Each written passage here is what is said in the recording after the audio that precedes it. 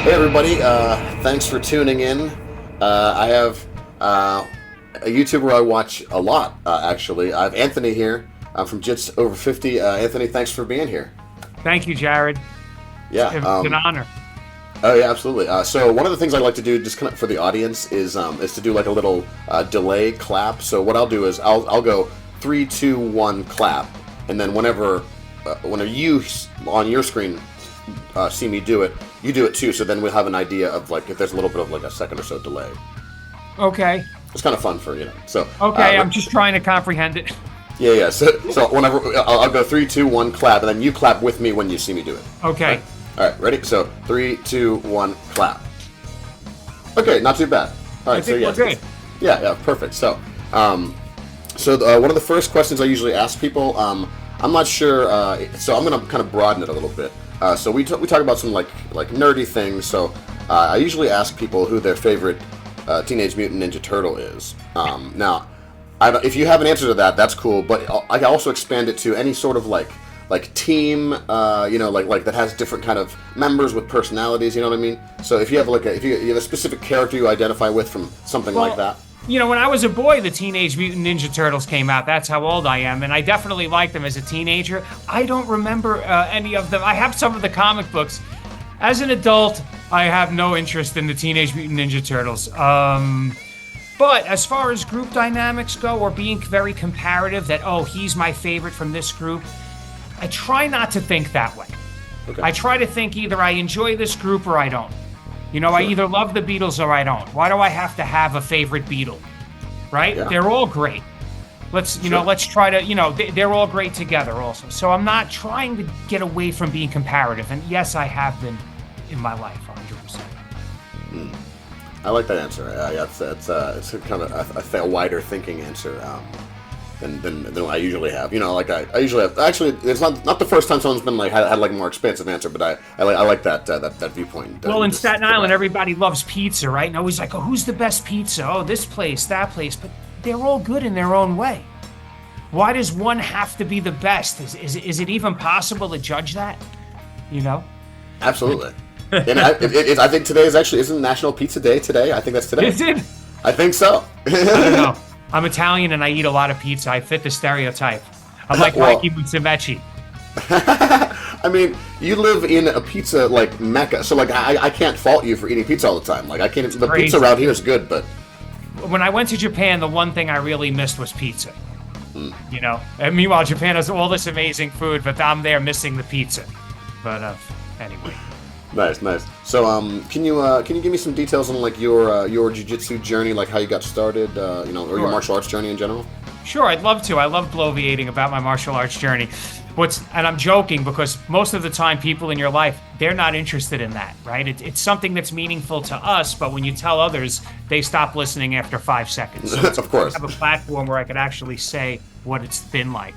Yeah. I did Taekwondo as a kid. I think most people that are into martial arts have a little bit of that.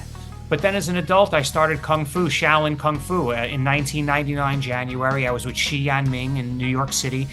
The training was really hard. I was blown away. Like the religious fervor of this martial arts training, like training with a religious fervor, it blew my mind. It was like more than being devoted. It was an incredible experience. And there was a lot of Buddhism taught there indirectly, in the fact that Kung Fu is meditative. The fact that your training is meditation, moving meditation. It doesn't always have to be sitting.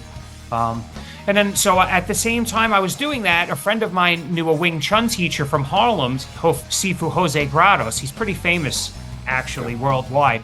He's one of the best Wing Chun guys, in the world. And he was a street fighter, and I've hung out with him personally, and I've seen the way he carried himself. He's a little Peruvian guy, and he used to wear a gold plate chain in Harlem that said Tony Hands on it. He was, that's how it was back then. You had skills, you went to the park, you fought, it was different than today. It was more rough and tumble. Yeah. But, so I did Shaolin a few days a week, and then I did Wing Chun one day, because I felt like they complemented each other. The Shaolin was all movement and Jet Li style stuff, and Wing Chun was just very direct application. Wing Chun to me is the Jiu-Jitsu of Kung Fu. because it's based on structure, it's based on timing, right? It's the only thing is a lot of Wing Chun practitioners become like big obese guys because they're so used to the timing and not muscling, and then okay, but now so the Shaolin, and that was like the perfect balance, Yeah. And then eventually, as the years went by, I started teaching wushu at a school in Brooklyn, all Chinese school. They used to look at me like, why is this American teaching here? But the teacher loved me. He saw only the skill, right? And he's like, he doesn't care that I'm not Chinese, And then anyway, so I switched from that to Jiu-Jitsu, because then Jiu-Jitsu came around. It was 2008, and my friends were joining Jiu-Jitsu, and I said, let me try this. I don't have any ground skill. I don't have any wrestling. Like, I knew that. A lot of Wing Chun guys, oh, no, all the answers are in the Wing Chun. And it's like, no, it's not. You're going to get single-legged, and you're not going to have an answer. You're going to just get taken down like it's nothing. And that's what happened. And when I went to Jiu-Jitsu, I didn't join Jiu-Jitsu. I did MMA. Sure. I started with and no gi. So I didn't want to put on a gi. I thought it was like corny.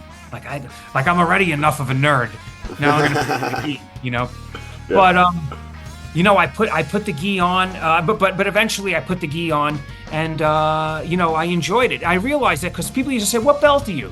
But I did no gi for 3 years. So I say, "Oh, well, I'm a white belt. But I've been doing it for 3 years." I have to give them like a 10-minute explanation, right? Right. I realized I just wanted to say black, right? What belt are you? I'm a black belt. That's it. Yeah. Right? just shorten the whole conversation, Yeah. And then I started, and I've been doing that ever since. I was at Marcelo Garcia Academy for several years. I trained with a lot of great teachers. Really blessed. I'm in New York, so we have all the best. I can choose where I want to go, and I had the privilege of rolling with Marcelo Garcia, and I caught him in my no arm north-south choke. If you watch the channel, I caught him. I had him dead to rights. He muscled out of it. But I remember thinking, just the fact that I threw that on in my life, that is the highlight of my martial arts career. The fact that I even got him in that for half a second. Yeah, it's like you stole the ball for a second from Michael Jordan. Just he got it back. Right. But it was luck. He never seen it before, or maybe it's a BS submission, but it catches people. But that's where I'm at. But you're a purple belt, right? Yeah. So I have been doing this since I think 2000. I want to say it's 18 or so, and I teach the intro class down at the Stout Pittsburgh, which is a Henzo school also. So cool. We're cousins. We're teammates. Yeah, we're teammates. Yeah. Right. We're teammates. Yeah. There's only about 1,200 schools. Right. Yeah. I really enjoyed doing that. I get the like I said, the brand new people, and I some people who who are experienced who come back to just they take the class every week just to kind of have some people working in who are not all new. Just right. If it's all new people, I'm sure I don't have to explain to you, and it's sometimes tough. Yeah. There's new, and then there's new. Exactly. Right? So this is levels first day. of new. There's clueless, never did this in my life, and then there's someone with a kickboxing background or knows how to push themselves or has some bodily awareness, right? Right. Wrestling, but to get to the point though, so then after all these years, I've been making jiu-jitsu videos since I was a blue belt, but you're just random stuff, and then putting up a hiking video here and there, a drone video. So people don't know what they're looking at when they see my channel, and thusly, I never really cared about getting subscribers. Right. But then last year, I had a new microphone. I'm actually wearing it, a DJI mic. It's in my thing. Oh, nice. And I was testing it. So I was watching a video of some rolling that I recorded, and I was talking over the video and explaining what was going on to test the microphone. And I went back and I listened to it. I said, wow, I sound so much better with the microphone. Yeah. And then I processed it in Premiere Pro, and it sounded even better. I used a vocal enhancer. And then I posted it, and it got a few hundred views, or maybe, I don't remember what it got, 700 views, something like that. And I thought, wow, I never got more than 50 views on anything. Nobody ever cared about anything that I posted, Sure. So I felt like I hit something there, and I like recording myself to analyze it. I've always done that. So, that's why you'll see Blue Belt's video of me from 8 years ago or whatever is still up on there. Yeah. And I'll still watch it and get something out of it, and like analyze something that happened, and like see something new. But so anyway, and then I had that video rolling with the aggressive white belt, and that rolling with the aggressive white belt video that got 600,000 views. Wow. I just can't believe it, right? So all of a sudden my channel went from nothing to being monetized and having like 7,000 subscribers. Like I couldn't, my wife and we were like, we can't believe this is happening, because we never imagined it, Yeah. So yeah, pretty generic, I guess is the word. I don't know. It's spontaneous, something that just grew out of. And then it's funny when I look at it, I'm like, well, it is all the knowledge that I've accumulated over 25 years or 28 years, however long it's been of training. Right. The time goes so fast, but we don't realize it. We don't realize what we know. Yeah, and I think that one of the things, one of the things I enjoy about your channel is like the kind of you're talking through. And I was going to ask you, that's actually one of the questions I was going to ask you. If you like, how many times you watch the role before you narrate it, or if you're watching it back for the first time. No, great question. I would say at least 7 to 10 times. Okay, so that makes sense. I watch it yeah. over, because I'm watching it over and over for my own self. Of course. And then because I'm analyzing, and then I realize after I've watched it 7 or 8 times, then I could just do the voiceover, and I don't have to even think about what I'm going to say, because I already kind of know where I'm going to go, right? The hardest part is coming up with names, but I don't want to have clickbait up there, but I just want to keep it simple and, old brown belt rolling with 2 white belts, period. Yeah. Yeah, and I think I like I said, I personally appreciate that too. Where it's like you don't need to clickbait me. It's like I enjoy the channel. Just tell me what it is. I made a video, 10 white belt commandments. I want to take it down because I feel silly, but I wanted to try to help white belts, and I knew it needed a name, but I kind of regret it. So I'm going to try to stay away from doing that going forward. You can just change the name. Sincere. Yeah. Yeah, no, I show my good and my bad. I'm losing. I'm getting beat up. I'm going to show it. If I'm doing well, I'm going to show whatever. To me, it's not. I'm not showing a match. I'm showing a role. Yeah. There's no winners or losers. Right. How Right. I'm not ashamed to show that a purple belt, a white belt submitted me. Right. I mean, he weighed 380 pounds, but he still submitted me. Yeah. Yeah. Somebody else might not show that, or For sure, yeah. I know that there's definitely some YouTubers that stay away from any them getting submitted or anything like that. It seems very ego-driven, their channels. A lot of them Right. seem very narcissistic, like they're into themselves. They like hearing themselves talk. I don't. To me, I like to be behind the camera, and I try to become somebody else almost, like I channel my inner Jiujitsu voice. Really speak like that all the time. Yeah. Yeah. My Bob Ross Jiu-Jitsu, right? That's actually. Oh well, I mean, yeah, dude. Of course. I mean, Bob. Yes, of course. Yeah, because I'm 37, so like I definitely I remember I watched Bob Ross when it was on. Yeah. But yeah, I was gonna say that's like a perfect kind of. Yeah, because your channel's very soothing. There's not like a bunch of bombastic things going on. It's like duck quacking. Right. Right. I'm watching a video, and my wife's like, "What are you watching?" Oh man, I can think of a couple. Yeah, that's a good one. No, I wish everybody nothing but success. I'm not taking any cheap shots. You know what I mean? Oh yeah. I'm old. Yeah. No, it's just a different thing, right? It's like right. They're doing a different thing, exactly. Yeah. And I appreciate theirs too, but like yours, I appreciate for the hearing your thought process as the role is going. I think a lot of it's in a very kind of measured way. You're not like. And I guess watching it, that's why I wanted to know how many times you watched the roles, so because you kind of know when you can kind of expound upon an idea rather than talking over something important. Right. I watch the rolls, and then if there's a dead zone, instead of fast forwarding it, I'll just go on about who they are as a person. Like I'll put little fillers in there. Exactly. I'll put a little wisdom if I can, a little gem, a little something funny. Yes. Me so well. Well, I try to pay attention to the details of how people No, I do love things. it. I love the way when people message me, the messages I'm getting are just incredible. I mean, the people, they watch every minute of these videos, every second, where they'll comment on something right at the end. I'm like, wow, you really watched this whole thing, you know? And it's an honor for me. A huge honor for me. Huge honor. I trained with Bernardo. I never rolled with him, though. He denied me. Yeah, he doesn't roll with you know, spazzy blue belts at the time. Old spazzy blue belts. Back then. Nah, he's a good guy. Yeah.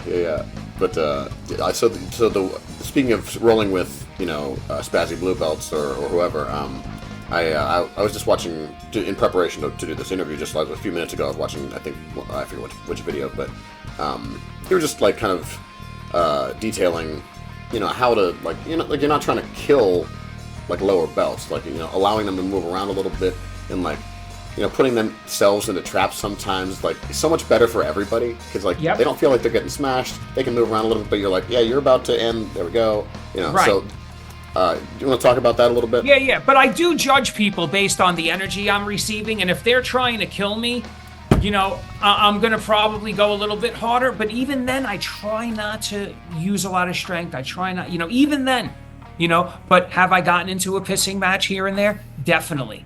And you know what's funny? Those guys maybe have a pissing match with a guy and he moves to another state. And then all of a sudden he friends me on Facebook, likes all my pictures, you know, because that's how we bond. You know, sometimes you think somebody's annoying, fight them. You know, you'll be surprised many times afterwards they could become your best friend. You know, that's how I grew up. You know, 100%. You know, I fought all my friends. Yeah, because you really understand who somebody is by the way that they conduct themselves while they're fighting you. Right. And also you just have a respect. You just banged it out a little bit. You realize, hey, you know what? This guy's pretty tough. I better respect him. You know, there's a certain, like, primordial, deep, you know, respect you get for somebody that stands up for themselves. You know, for sure. Why bullies? You don't have to beat up the bully. You just have to stand up to the bully. Yeah. If he thinks you're going to be annoying and he's going to fight back, he's going to look for somebody else to bully. You know, you don't have to beat him up. That's what a lot of people don't realize. You just have to stand up to him. And not only that, he's testing you, right? Bullying is people that are testing you, and they want to see if you're going to stand up, you know, and if you do, they back right off. If you don't, it could become predatory. And I'm not saying it's justified, but I'm saying how it happens. Of course, absolutely. Yeah, it's 100%. It's like in Jurassic Park, how they say the raptors test the fences, where it's like they test for weaknesses. Hey, that's an analogy. Yeah, very interesting. Yes, that was a cool aspect of that movie. 100%. I was bullied. That's how I got into martial arts. I mean, I always loved it, but that was what made my father take me to the Taekwondo school. You know, like, you know what I mean? That was the final straw. Like, this guy's punching you in the face every time he sees you. You have to learn something, you know? Yeah. So, as far as jiu-jitsu from people, since you're in such a great jiu-jitsu place, off the top of your head, can you think of, like, one or a couple people whose jiu-jitsu is just, like, what you felt that has just been, like, mind-blowing, where you go, like, oh, shit, I didn't even realize it. Yeah. Well, in my life or where I am at the school? At the school? Well, in my life, you know, Marcelo Garcia, but people that may not be very famous, I'll have to give credit. Scott Kaplan, he's the instructor now at Marcelo Garcia, New York. Marcelo lives in Hawaii, and he comes once in a while, but the main guys are Mateus Denuz and Scott Kaplan. And Scott Kaplan's jiu-jitsu is amazing, and he's an incredible teacher, but he's not a big name. You know, you wouldn't know who he was necessarily. So yeah, I would say, you know, Scott Kaplan. Sorry, I'm blanking out right now. There's so many, I wouldn't know where to start. But that's one guy that I always was very impressed. You know, many instructors. Go ahead. No, Marcos Tinoco, I mean, was a great instructor for me. Do you know Marcos Tinoco? No.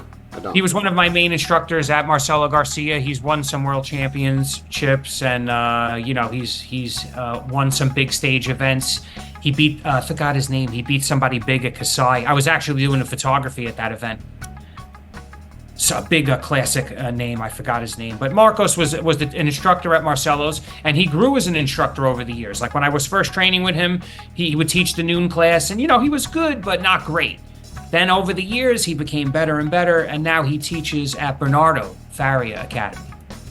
He also has his own channel, Marcos Tinoco Big Os on YouTube. Yeah, if you want to check it out, he's got a lot of teach a lot of techniques, stuff like that. Okay. Yeah, I'll check it out. Did I go off on a tangent?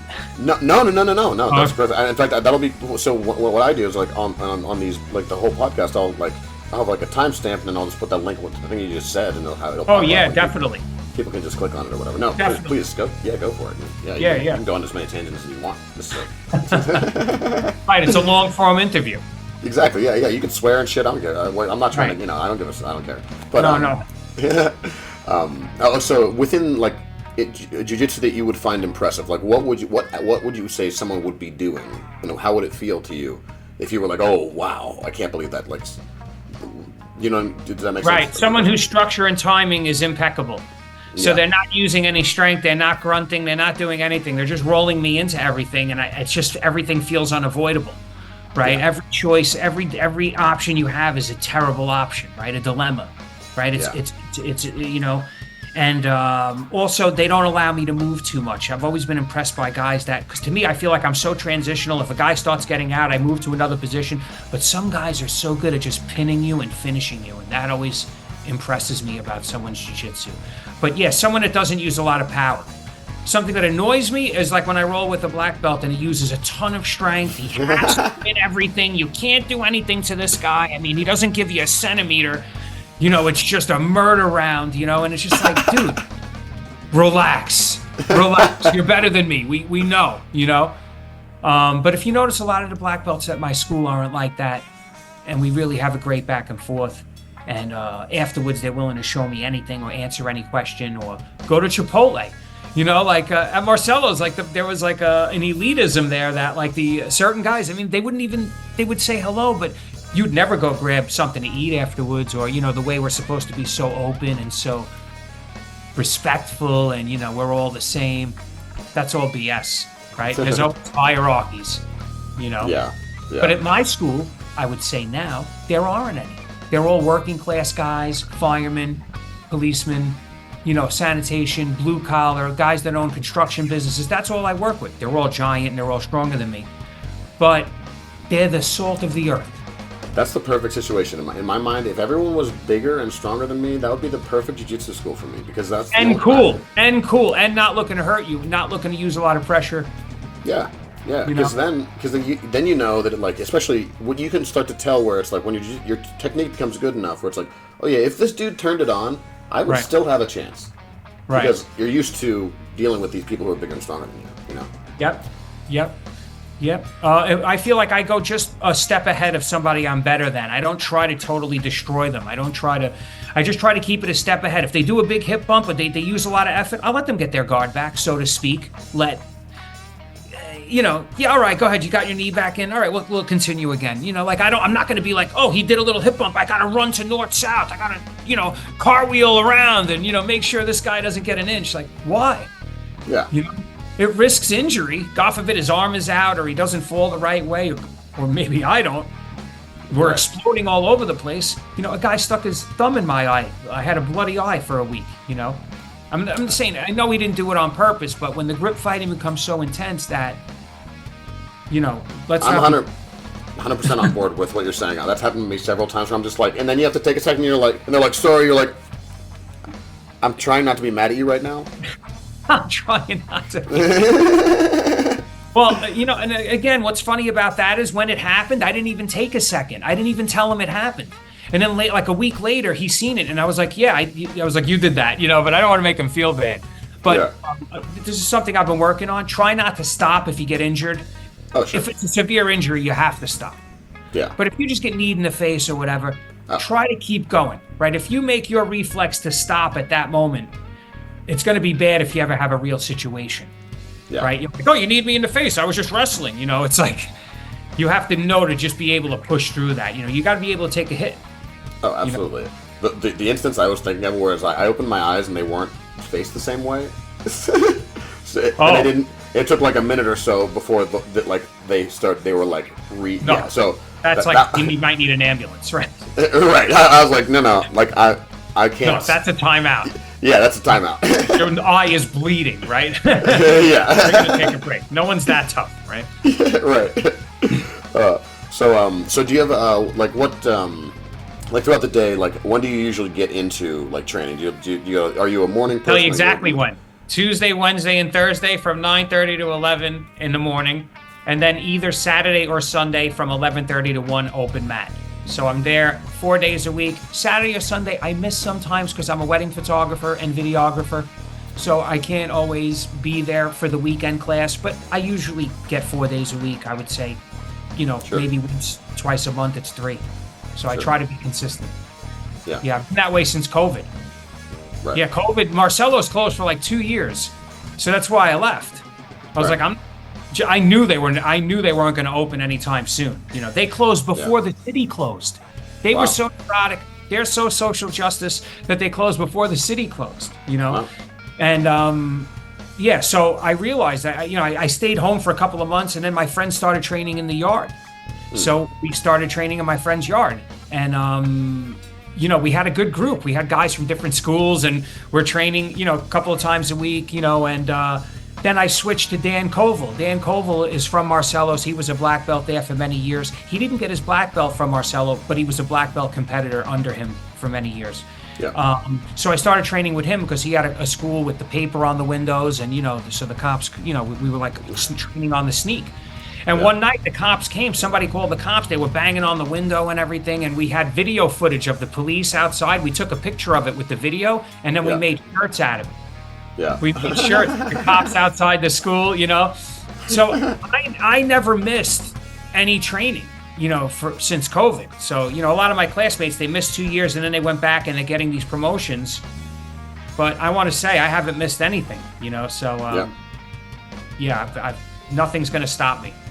To me, it's like if it was Ebola, I'd still go and train because you're going to catch it, right? What do you think? Staying home, you're not going to catch it? You're going to catch it, So I'd rather go out like a man than go out like a mouse in my house worried if I might get sick one day, Are we going to get banned from YouTube for this? No, I mean, I don't. You could edit it. No, it's fine. It's fine. So like, as far as like invisible jiu-jitsu goes, I know that like I feel like sometimes on the internet I run into people who are saying like you're going too slow. It looks like you're not doing anything. I'm sure that because I feel like we would probably roll in a similar way. Do you get comments like that? Do you get like people sometimes? Yeah, they go, "Why you laying down? You're never gonna hit the butterfly sweep off your back and stuff like that." It's like I butterfly sweep off my back every day, like But yeah. So you get comments like that, and but I think that's how you're gonna get better. I mean, if the calmer you stay. Otherwise, you'll be a black belt that uses a ton of skill, a ton of effort all the time, a ton of muscle, sore all the time, hurt all the time, because he has to win every roll, but he's not using the invisible jiu-jitsu. And the invisible jiu-jitsu it doesn't take a lot of big movement. You think it takes a lot of big movement, but it doesn't. It takes all very small, subtle movements, subtle body positions, frames, the way you're framing, right? The efficient frames, not just frames. This is a frame, right? If we bench press the guy, that's a frame, but it's a perfect example of an inefficient frame. Whereas an A-frame like this is an efficient frame, right? So just learn that's the invisible jiu-jitsu. It's not invisible, it's very there, but it's so subtle that I think a lot of people just ignore it. Yeah, absolutely. Yeah. And it's also, I think it's sort of a difficult concept to get to, especially people who are newer, because it's like a really fundamental building block of everything you're doing, right? It's like it's happening all the time. Like if you can see it and you know it, then it's like, oh yeah, obviously this is what's happening. But if you haven't never heard of it before, you might not have any idea why your jiu-jitsu is not working. Right, because you didn't believe in the force, right? Luke didn't believe in the force at first. He just didn't believe it, right? When he finally believed it, then they raised Yoda raised the fighter out of the swamp. But you know what I mean? You have to, you have to believe that it's there. If you think that jiu-jitsu is all these giant movements. Go ahead. No, I was going to say, I just watched that clip yesterday because I was thinking about that clip in the context of jiu-jitsu. It's so jiu-jitsu. That's where it comes from. It's Buddhist philosophy. It's martial. It's Eastern philosophy. Exactly. 100%. and that's what made it so fascinating, you know, because they Yeah. cloaked it in a little bit of, the space genre, and that it worked so well, definitely. But Yeah, I hate yeah. all the new Star Wars movies, but I don't want to get. I won't even watch. Yeah, there is good new Star Wars, and it's Andor. Right, like it's like a TV show or something, right? Well, Like okay, you need to watch that. If you haven't watched Okay. that, you need to watch that. So All right, all right. then, yeah, no, that's that. We're not talking about any more Star Wars until you watch Andor. Okay, all right. That's it. I'm cut off. It's just I need to have an informed opinion about all the new Star Wars, because there is some new Star Wars that's garbage, but Andor is like a legitimately good television show. It's like All great right, TV. hey, I'm open-minded. I'm a videographer, so I look for different things when I watch stuff. I'm like a nerd, and most people aren't going to care about the hair light and the way they use lighting, but I do. And if it's not good, I get upset. So, like, a great example of great videography is Breaking Bad. Yeah. Well, like sometimes I'll just put that on just to enjoy that cinema. Just the way they do it is just unbelievable. The wide shots, the clouds, the way they do it is just amazing. Whereas, some of these other things, it might be about something interesting, but if I don't like the way it was shot, I become a snob. Oh, absolutely. Oh, so have you seen Godzilla -1 yet? No, I don't like any action movies. No. Stop right there. It's not an action movie. This is not the American one. This is the 70th anniversary Toho Japanese one. Oh, This is a movie. This is a film. my This wife's is- Japanese. Oh well, you're not gonna believe that you like when you're done with the movie. So I saw it in the theater 4 times. Well, okay, like the After- original Star Wars. I used to go see it every weekend. Because it's so like you get something new from it every time. It's an actual film. Like this is not like Godzilla versus Kong or any bullshit like that. This is Right.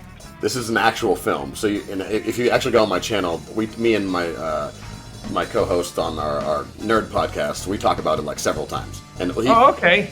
so he. This isn't the nerd podcast. I'm disappointed. No, this is it's all the nerd podcast. Oh, okay. Yeah. This is all the nerd podcast. I think I like that name. No, we I wanna can start a totally. podcast. You Let me sure? ask you. Can I ask you something? Yeah, go Where ahead. did you get that lovely rash guard? Oh, so I have like a spring store, like Teespring. Like Okay, but isn't that like a drop ship store? Yeah. So you can drop ship rash guards? Yeah. Okay. I Yeah. haven't. This is like a they call it the jersey. It's like their jersey material. But Oh, I use it as a rash guard. So yeah, it's really Oh, nice. it's great. In fact, well, so for all the guests of the show, as a thank you for being on the show, if you want to let me know where to send it, I'll send you. If you tell me what color you want, and That I'll would send you be one. my honor. Yeah. I'll put it. So, yeah. So on the email, just let me know, where to send it. And Oh, I'll I send it. appreciate you. Thank you. What's your favorite color? I'm not very comparative. No. It depends on what it is. Yeah, I would say like blue or purple. Okay. Blue or purple. It depends what it is. I don't want a purple car, but I might wear a purple sweater. Sure, so this is the purple one. So if you Oh, like, do you if this have a? isn't- Could you have a ranked one, like a brown belt one? So it's funny. Like I think that's the only color that they don't have available in this. There's no brown at all. All right. Yeah, but I mean, I can make a brown themed one. I could Brown belt themed. see what I could do about that. All right. Yeah, Thank you. I appreciate it. of course. So like at your gym, I think at some point, to get nerdy again, I think at some point you said like it's like certain people are like bosses and mini bosses. Like, would you like how many bosses and mini bosses would you say are at your gym, and are you one of them? What's a mini boss? Like you're halfway through the level, and it's like sometimes it's even more annoying of a fight than like the actual end. Like a level purple boss. belt or a blue belt, like a mini boss? Like it's not the toughest person in the room, but like sometimes they're more annoying than like the best person in the room, because you're just like, I fucking hate fighting this person, just for whatever reason. I don't want to name any names because they'll get upset, but there's a couple of black belts that totally wipe the floor with me, and I don't want to say I don't like rolling with them, but it's tough. It's tough, and it's. But I don't look at it like oh, I got beat up, but I just get a little worried that I could be injured. Yeah. So rolling with certain guys or certain white belts that are a little spazzy, people say you shouldn't roll with them. I disagree. I think, if I'm so much better than you and I can submit you, can't I just avoid being injured by you? right? Can't I Yeah. just anticipate you well enough? I don't care what spastic movement you're going to do. I'm going to shut it down, Or Yeah. I should know some answers. Because if you only go against someone who's trained, and you're not going to get the proper responses. These spazzy white belts, that's what you're going to get in the street. Yep. You're not going to get some purple belt statistically. Chances are you're going to get some out of shape spaz that, you got to control or, So I think that you should roll with spazzes. I think you should roll with bigger guys, but you have to put your ego aside. Yeah. Right? Yeah. That bigger guy, maybe I could win if I go balls to the wall, but maybe I'm still going to go 50% and he's going to win. And he's going to climb all over me. And people are going to say, why'd you let that guy climb all over you? I'm going to say, because he's 380 pounds and I don't want to get into a pissing match with him. Yeah, absolutely. Yeah. But that doesn't mean that I should avoid him. Right? He's going to make my frame stronger. He's going to make my timing better. You know what I mean? Because you're going to fine tune stuff when you're with a guy that outweighs you by 50 pounds. You're going to make sure, you only can be so playful. If you're lifting a heavier weight, your technique has to be more perfect. 100%. And plus, it's probably a little bit a better workout. When you go against a little old lady after that, you're going to do a lot better. Right. Well, and so that's one of the things I really enjoy about doing the intro class with people. So like, what I'll do is I'll have them play a little the feet on a feet on hips guard passing game, right? Where the bottom person can either stand up or get him in full guard, and the top person just wants to pass. And so it's a simple game, and it's like I tell them, first of all, whoever is the least tired at the end of this exercise is the winner, because that's what we're doing. Jiu-Jitsu is about efficiency. So if you're panting and all this stuff. You lose. Grunting. I always make fun of people that grunt or people that are stiff. Even in Kung Fu, the biggest insult would be someone telling you were stiff. Yeah. That was the biggest insult. Like, oh man, I don't want to be stiff. So, and why? Because being pliable is being effective, right? Being stiff is being, somebody can climb all over you, right? They could climb you like a wall. Yeah. What's easier to climb, a wall or a rope? I always say. That's a good one. I like that. That's a good one. Yeah, I said that in one of my videos. You're not watching all of them. But Shadi said something like that. He said it's easier to throw someone when they're rigid. Right, exactly. John Danaher says, and this is what I always tell beginners, that a guy who's going to throw a javelin, he throws it best from standing. If you put that same javelin thrower on his knees, that javelin is going to go much less of a distance. And that's because he can't generate any force from the ground up through the body. So once we take that away from you, your biggest weapon, if you don't know how to fight, would be that haymaker punch. You're not going to throw a good haymaker off your knees. And chances are, if I have you there, the next step is getting swept anyway, if I got you that far along. But I don't do jiu-jitsu to worry about takedowns. Like, I don't focus on that I have to be great at takedowns, otherwise it won't be effective in the street, because I did stand-up for so many years. So my stand-up is very good. I'm not worried about being, so now if you take me down, well, there's my jiu-jitsu. Right? So, and the other thing to explain to beginners is if the reason why we're starting on the ground, or why one guy is on the ground and you're standing over him, is because you have to pass someone's guard. Mikey Musumeci said, even if somebody throws me to the ground or takes me down, they still have to pass my guard. Yeah. Right? So let's work on, if you get taken down, how to stop somebody from passing your guard, how to be effective off your back, kicking them away, stuff like that. So basically like what you're saying, the feet to the hip connection, but letting people know why it's important. Right. And to expand upon that, I think it's also important to get into the idea that you can stand up. It's actually pretty easy to stand up, unless someone's really good at what they're doing. Standing up even if you're on the ground, you should be able to get a little bit of a connection. It's pretty easy to stand back up. Right. It's hard to hold somebody down. Absolutely. Especially in this, you'll see this a lot sparring in MMA. If you're sparring MMA guys, you can't hold them down. You can't. They're popping up as fast. They know that there's an urgency there. They can't just lay around. So I agree 100%. Yeah, for sure. So as far as distance management is key in that scenario, also. Absolutely. Right, distance management. Right, that's why you're putting the foot on the hips. You're trying to keep this guy away from you so you can stand back up and run away, or if you can, or if you need. Yeah. So I was actually really excited that you made a Star Wars reference, because I teach jiu-jitsu in the lens of the Force, Right. Because it makes so much sense to do so, I think. Right. So give me an example.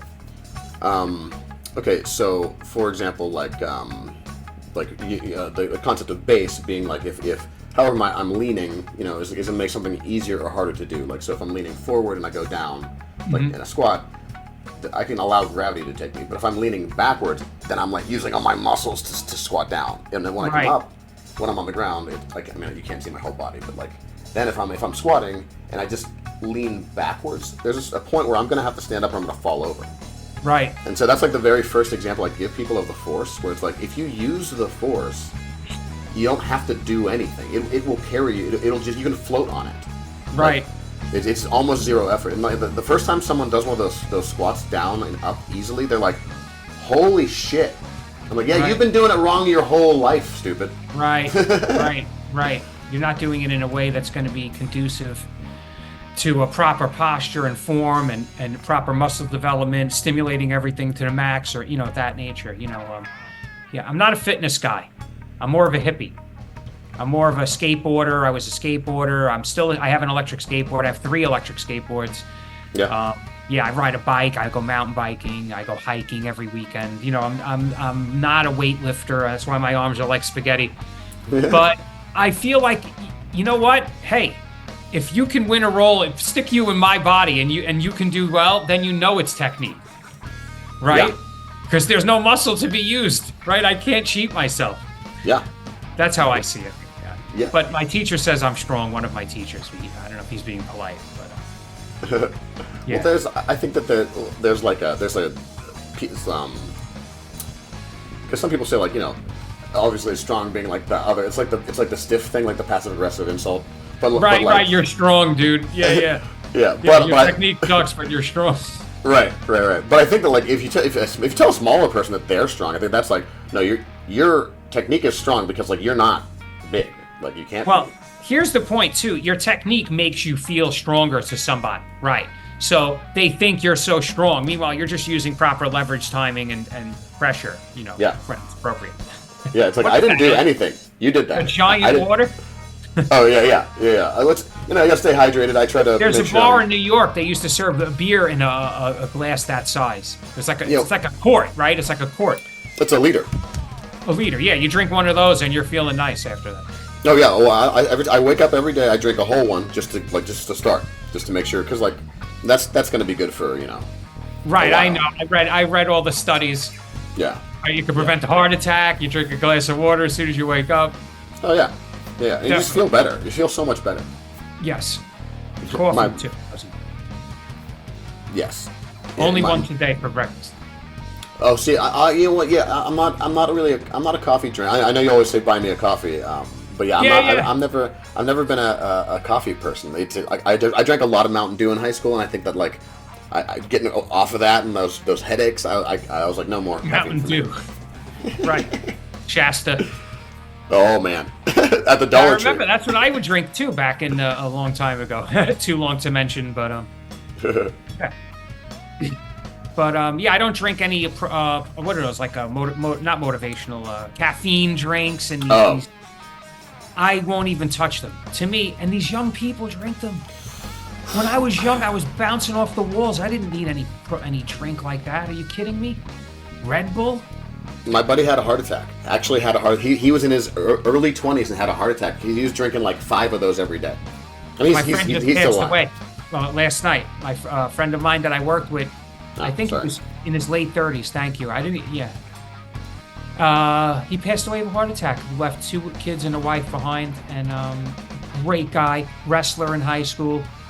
As a matter of fact, when I first started jiu-jitsu, he goes, "Oh, you're doing jiu-jitsu?" He's very small, this guy, And I go, "Yeah." He goes, "Oh, I bet you can't stop me from taking you down." And I was like, "Yeah, I think I can." We were in the office on Wall Street in a suit. This guy did a low single on me. When you put the shoulder on the shin? I don't know what that takedown's called. Yeah. He did that. I went down like a sack of bricks, right? And then he pinned me. I couldn't get him off me. And I remember thinking, wow, what a superpower. What a superpower. So I wasn't upset over it. I was more in awe of it. Yeah. This little guy took me down, very easily. You know, Yeah. too easily. Yeah. And yeah, so it would have been nice to have tried Larry out again as a brown belt, but yeah. Hey, I just want to say rest in peace, Larry. Definitely. Shout out to Larry. 100%. Yeah. Anyway, I don't want to get depressed. Well, I'll tell you a funny story about my buddy the other day. He says, oh yeah, he was moving some stuff around. He was dealing with a lot of stuff. So he said he had he got home that day and he had like 3 or 4 or however many energy drinks, and he was like, I realized that I hadn't peed at all that day, and then he peed, and it was like a nuclear Green. waste. Yeah. Homer yeah. Simpson. Yeah. Yeah. So I'm like, yeah, man, that's probably why you feel shitty sometimes. Right, yeah. Exactly. He knows who he is too. If he's listened to this, he fucking knows what he did, who he is. So he had a heart attack.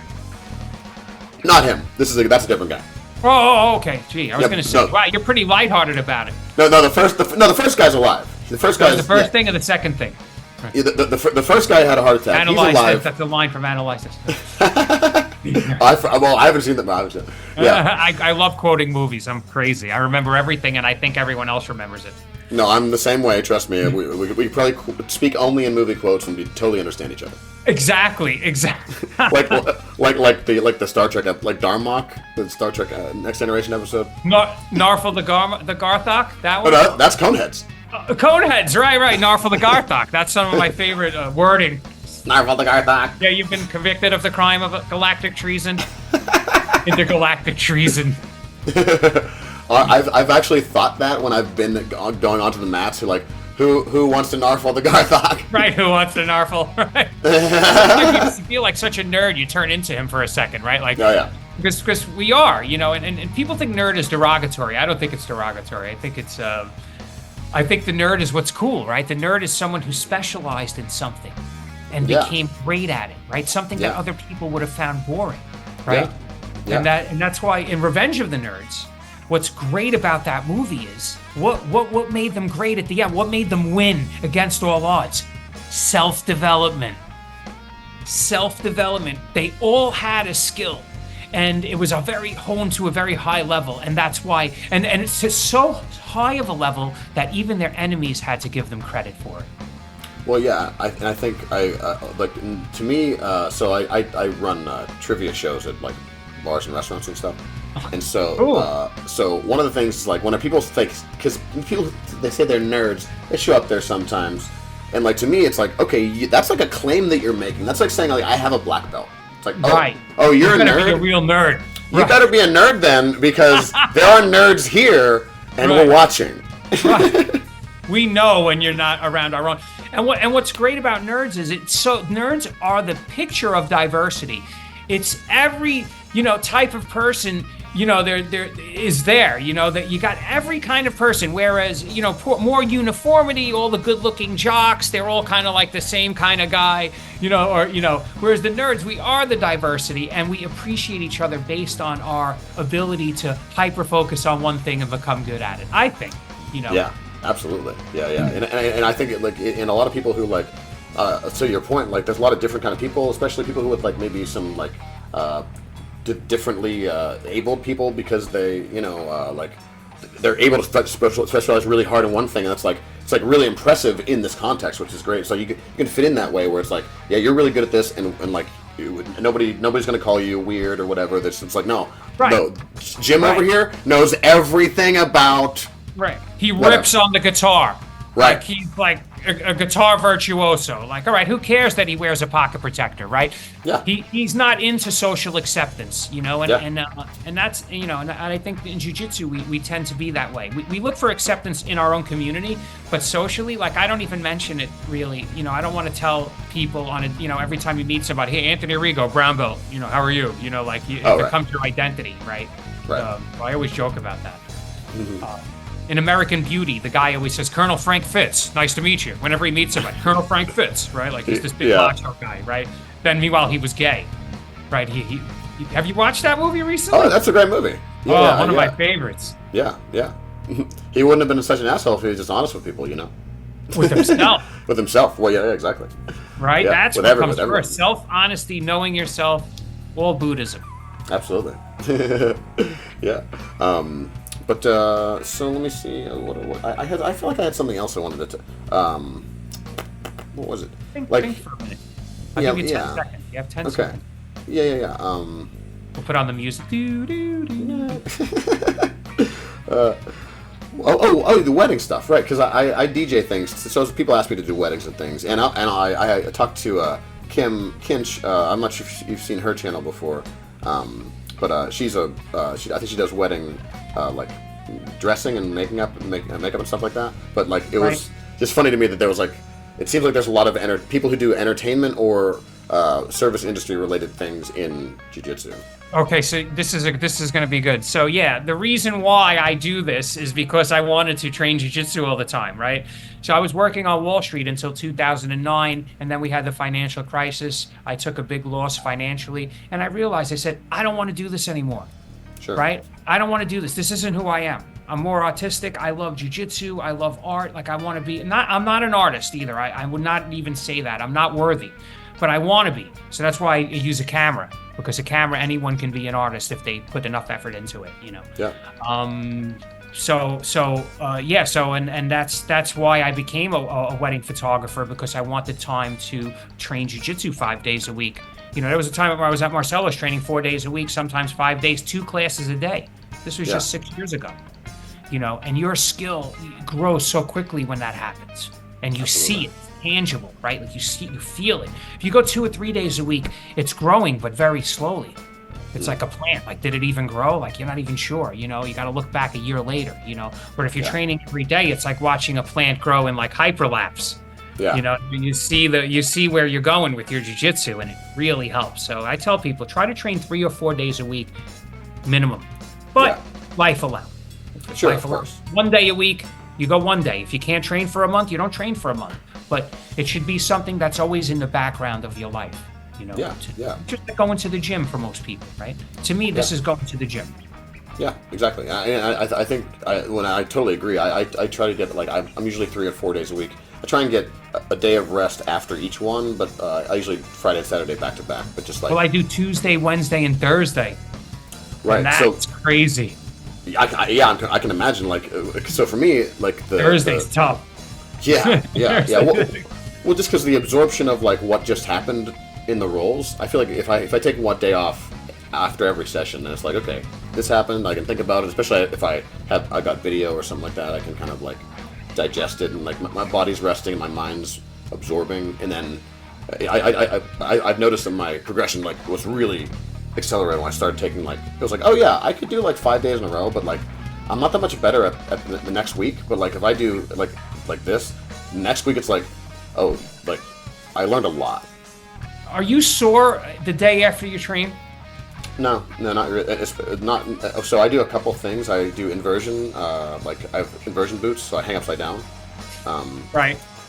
Before and after jiu-jitsu, so that gets like all the blood and stretches everything out for. Straightens your spine back out, right? Otherwise, you end up like this, right? Exactly. So there's that, and that's a big part of my recovery. Honestly, is just hanging upside down for like up anywhere from like say 10 to 30 minutes, depending on how much time I have. Right. But usually if I do that, I'm not sore the next day. Right. But I don't do anything and I'm not sore the next day. Right? Sure. And I haven't had a serious injury in 6 years. Yeah. Right? So I'm watching guys, they're like, oh, you got to work out, you got to go to the gym, you got to be in better shape, you got to build body armor. And I'm like, or you could just train appropriately. Right? Like, it takes less effort than you think. You don't have to jump all over each other like two monkeys, right? You could just be more appropriate, make your movements more meaningful, right? Like, I don't know how, I feel like this is becoming more clear as I'm training, right? I didn't know when I was a blue belt. I would jump on you, forget about it. I'd be on your shoulders, right? Yeah. Cartwheel passing and, stupid stuff, right? Did you see that one where the teacher rolls the student over on him and he breaks his neck, right? Now, the student was a white belt competitor, all right? And he's been training for a year, so I'm not saying he didn't know anything. Is that necessary? Did you do that as a black belt? That was the only way you could beat that guy, by like flipping him over like that, and then hoping that he tucks his head and rolls properly? Because what happened was he didn't tuck his head and he landed face first, right? Yeah, my And he question, didn't have a chance, right? It was done so fast, so explosively, he didn't have a chance. my question in there is so my understanding of jiu-jitsu is that like we want to be efficient and we want to control the other person, and if it's necessary, then you can like do some kind of submission or something. But Right. But really, what I want it's like self-defense. So I want to be safe first. So I don't want to be submitted. I want to ideally control the other person. So to your point, I don't know how flipping over him like that is it more control than just controlling It was them a back until they do take. something. Right, I think it was a back take. It could have been done 100 times easier than that. You didn't even need to do it. I don't even have to take your back, bro. You know, what are we talking about? Just do something else. Right, let the guy work. He's a white belt. Yeah. So Doing your A game on him? Yeah, that's embarrassing. That's like. Because everybody's like, embarrassing. oh, you know, he signed a waiver. He can't just be suing the school and this and that, you know. And I understand. Look, I'm on your side 99% of the time. But in that instance, I felt like he didn't have to do that. And the guy broke his neck. The guy was paralyzed. What? You're just harmless now? You're hold harmless because he signed a waiver? No. And that's why you have insurance also, right? He didn't sue personally. No. He sued the insurance company. And Yeah. of course, he got $1 million. Good. Yeah. Good for him. You know, I mean, Yeah. No one needs to I- go to jail, but like, what are you doing? yeah, but personally, though, if I've been injured, I don't even want to go over the list of injuries I've had, but I would never think of suing my school, even their insurance company. Ugh. But that was a catastrophic injury done by an instructor. Yeah, and you have to. I mean, at that point, you kind of have to because I mean, the you know what's your other option? You're going to need a lot of money for all the medical care you're going to need, so you have to do something like that. Right. Yeah. Exactly. Yeah. But I mean, no, I'm 100% like you don't need to. Again, control and efficiency. To me, that's what we want, right? If I can do nothing and can completely control you, and if I want to, then submit you, then that's as close to 100% perfect as I can do. Right, but you shouldn't use every last effort to win during a roll. Now, during competition, yes, I understand that. And that's why I don't compete. Because I don't want to go against a guy that's willing to do anything to win that round, right? Because that is going to up your chances of injury exponentially. And anytime I go to a tournament, there's dozens of guys injured standing around. Always. Not one or two, dozens, right? Yeah. You go to a ski mountain and you see less injury. I was going to say a CrossFit competition. Yeah, they're less injured, right? You got one guy pulled his hamstring, you know, but at the tournament, you got one guy who blew out his arm, he blew out his shoulder, who had their knee popped, you know. Well, that's just like people doing. I mean, you know, like just doing. I feel like they're moving in. So it's not that you can't win in competition if you don't do that, right? Like you don't have to go 1,000% each other to win at a tournament. You can do it the way that you or I play. Right. You just have to practice Find the against answer. people. Yes. Yeah. And so around here, there's a lot of like wrestlers, and Pitt is a D1 wrestling school, so we have a lot of really good wrestling at our school. And so like that's some great practice for like, okay, I'm trying to roll like you, but these guys are coming at me with like 1,000%. But eventually, it's like, okay, well now I'm understanding there are ways to like, okay, the more energy you put in, like the energy has to go somewhere. Right. And probably you're gonna start flying across the room now, or like going like eating the dirt because like you didn't realize like. The more you go in one direction, the more I know what direction you're committed to. Right. Exactly. 100%. And I actually just taught I picked up a sub class for one of the other guys, and I was demonstrating how with a technical get up, when someone's moving towards you, I'm not pushing on them, but it's like if they're the wall, I'm just like moving, I'm allowing their energy to move me, and I'm just like literally just like freeing myself from the ground to get this little pop. To let come up, and they were like, "Wait, what?" I'm like, "Yeah, all the energy is being supplied by this person. I'm not doing anything other than allowing them to move me." Right. You know, people like. I feel like it's hard to teach to new people because they don't know anything. But I feel like that at some point you have to like let the when they get there, like do that to pass that along to the like blue belts and stuff because I don't see it a lot. Even on the internet and stuff, like people talking about that kind of thing. Right. Yep. 100%. I mean, technical stand-up is everywhere also in your training, and it's a safe move. It's a safe way of standing up, right? There's ways of standing up that will leave you open to be submitted or have your leg broken or things of that nature. Yeah. You know, but yeah, I love technical stand up and I see it everywhere. You know, I see it, it's there, you know, and that's what's so hard. Like you said, it's hard to stop somebody from standing up, you know, especially from turtle. If somebody turtles, that's it. They have a 4 base table, right? Yeah. I mean, you know, unless you're Marcelo Garcia and you're going to land on his back perfectly and get that choke, you know, without getting shook off and everything else, there's a lot of nuance there. Yeah, you know? absolutely. Visible jiu-jitsu. Yeah, for sure. So I something else, just one last thing. Do you do any like jiu-jitsu traveling? Are you planning? No, but I want to start. Okay. You know who reached out to? Well, I forgot who reached out to who, but Jordan Does Jiu-Jitsu commented on one of my things, and he said, "Oh, great technique and great narration," or something like that. Yeah. And then I've been going back and forth with him on Instagram. I started messaging him, and he's like, "Oh yeah," he's like, "Oh, when I come to New York, I'm gonna come by your school," and I'm thinking about driving up there because I love his content and he's a cool dude. You know. Yeah. Yeah, I talked to him on Instagram also, and he was like supposed to. He's like real busy. I was like, "Dude, you should be on the show." He's like, "Yeah, I want to." Like, he's like, "I'll be on, I promise." But like, yeah, he's got like a wife and kids. You know. Yeah. He's a busy guy. Yeah. Yeah, but if you're gonna go up there, you send me an email. I'll go up there with you. We can go up there and then make some videos and how to hang out. All right, I'm gonna call you. We're gonna talk about that privately. There's some issues, but I'd love to do that. That'd be fun. Let me tell you, I'd love to do that.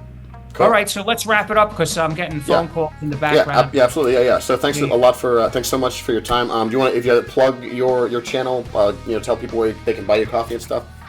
Oh, I don't even know. Jits Over 50 YouTube channel. My links are in the description, but yeah, just subscribe to my channel. That's really all that counts. I have a merchandise store, and here is my shirt, and I appreciate everyone. If it wasn't for everybody, I wouldn't have a channel. But thanks for having me on, Jared. I really appreciate you, and I hope I'm pronouncing your name correctly. Yes, perfect. Yeah, you're not far away, so hopefully we can meet up. You seem like I know you forever. Yeah, absolutely, man. Yeah, we'll nerd out together. Thank you. Awesome. All right, Anthony. All right, brother. I'll see you next time. I'll call you. We'll talk, okay? Cool. Yeah, absolutely. All right, yeah. All right. See ya.